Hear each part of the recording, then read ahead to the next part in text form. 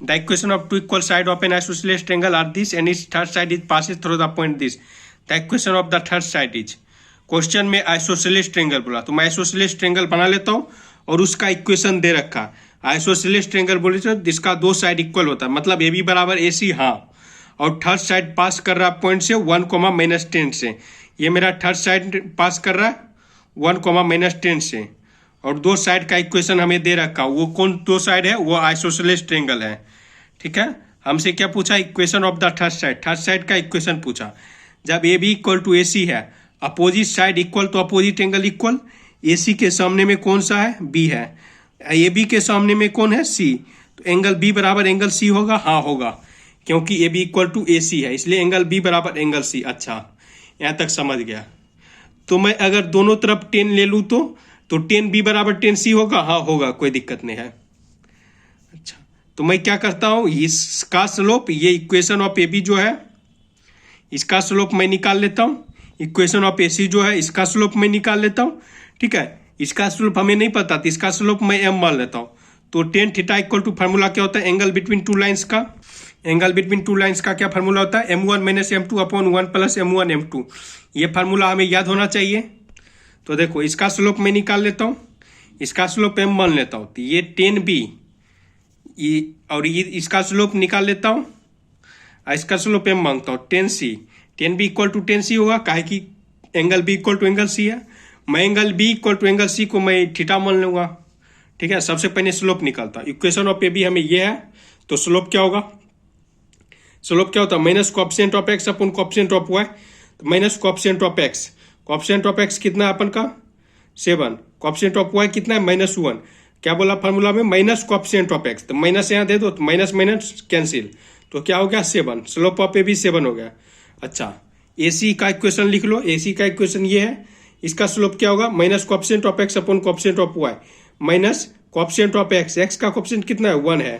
ठीक है, coefficient of y कितना है? 1 है। तो यहाँ क्या ऊपर में माइनस है, minus coefficient of x upon coefficient of y. चाहो तो यहाँ लिख दो माइनस, ठीक है, सहूलियत के लिए, minus coefficient of x upon coefficient of y. तो क्या हो गया? -1। ठीक है, तो मैं इसका नाम दे देता हूँ, स्लोप ऑफ ए बी को मैं छोटा लिख देता हूँ, इसका नाम दे देता हूँ m1, इसका नाम दे देता हूँ m2। ठीक है, तो मैं इसका नाम दे दिया m1, इसका नाम दे दिया हो m2। ठीक है, अपने सहूलियत के लिए, मतलब स्लोप ऑफ ए बी का नाम मैं m1 दे दिया तो m1 equal to 7। Slope of A C का नाम मैं m2 दे दिया तो m2 इक्वल टू -1। अच्छा, मैं ये स्लोप निकाल लिया और ये स्लोप निकाल लिया, और ये स्लोप को मैं क्या मान लेता हूँ? m मान लेता हूँ। इसके स्लोप को मैं m मान लिया हूँ। ठीक है, अच्छा, ये एंगल बी बराबर एंगल सी, इसको मैं थीटा मान लेता हूँ। Let angle b equal to angle c equal to theta. अच्छा, तो इसको मैं थीटा नाम दिया हूँ। इसका स्लोप मेरा कितना आया सॉल्व करके? 7 आया। इसका स्लोप कितना है? -1 आया।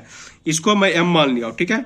Minus coefficient of x upon coefficient of y कितना है? 7। Minus coefficient of x upon coefficient of y कितना है? -1। तो टेन थीटा का फॉर्मूला लगा दूं, क्या होता है? m1 - m2 upon 1 + m1 m2। ठीक है, और 10 इसका लगाओगे tan theta m - m2 upon 1 + m1 m2। यही फार्मूला याद किए हो तो यहाँ पर देखो क्या है, ये m - m1 ये मोड के अंदर लिखते हैं। ठीक है, m - m1 बोले तो 7। अगर मन है ये पहले लिखने, ये बाद में तो कोई दिक्कत नहीं, मोड है अंदर मैनेज हो जाएगा। Upon 1 + m1। ठीक है, m - m2 upon 1 + m2। m1 m2 का वैल्यू हमें पता है, सबका वैल्यू चिपका दो। ठीक है, वैल्यू चिपका दिया हूँ। अब जैसे ही मैं मोड खोलूंगा तो क्या होगा? प्लस माइनस साइन के साथ खुलेगा। पहले तो ये देख लो, माइनस माइनस प्लस, ये प्लस माइनस माइनस। ठीक है, प्लस माइनस साइन के साथ खुला। तो एक बार मैं प्लस साइन लूंगा, एक बार मैं माइनस साइन लूंगा। ये जो मेरा आया, एक बार मैं प्लस साइन लेता हूँ, एक बार माइनस साइन। प्लस साइन लेकर पहले चलता हूँ। प्लस साइन लिया, इसको इधर मल्टीप्लाई करो इससे, इसको इधर मल्टीप्लाई करो इससे। कर दिया। ठीक है, ब्रैकेट खोल दो।